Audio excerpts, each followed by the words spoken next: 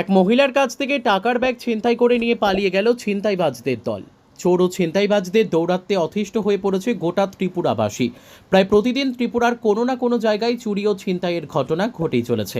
এমনই একটি ছিনতাইবাজের ঘটনা ঘটল ত্রিপুরা খোয়াই জেলা নৃপেন চক্রবর্তী অ্যাভিনিউ এলাকায়। জানা যায়, খোয়াই থানাধীন সোনাতলা সামরুটিলা এলাকার এক মহিলা নিজ বাড়ি থেকে বের হয় আগরতলা মেয়ের বাড়ির উদ্দেশ্যে যাওয়ার জন্যে। মহিলা বাড়ি থেকে বের হয়ে খোয়াই নৃপেন চক্রবর্তী অ্যাভিনিউ এলাকায় আসে আগরতলার গাড়িতে ওঠার জন্য। মহিলার হাতে একটি টাকার ব্যাগ ছিল। মহিলা গাড়িতে ওঠার আগে আনারস ক্রয় করতে যান। তখনই ছিনতাইকারীরা দ্রুত গতিতে মোটর বাইক নিয়ে এসে মহিলার টাকার ব্যাগটি ছিনতাই করে নিয়ে পালিয়ে যায়। তখন ওই মহিলা চিৎকার চেঁচামেচি শুরু করলে স্থানীয় লোকজন সহ দোকানদাররা ছুটে আসে। মহিলার ব্যাগে 6 থেকে 7,000 টাকা ছিল বলে তিনি জানিয়েছেন। এদিকে ছিনতাইকারীরা ওই মহিলার ব্যাগ থেকে টাকা হাতিয়ে নিয়ে কিছুটা দূরে ব্যাগটি ফেলে দিয়ে চলে যায়। ঘটনার খবর পেয়ে খোয়াই থানার পুলিশ ঘটনাস্থলে এসে তদন্ত শুরু করেছে বলে জানা গিয়েছে। এখন দেখার বিষয়, পুলিশ অভিযুক্ত ছিনতাইকারীদের আটক করতে কতটুকু সক্ষম হয়।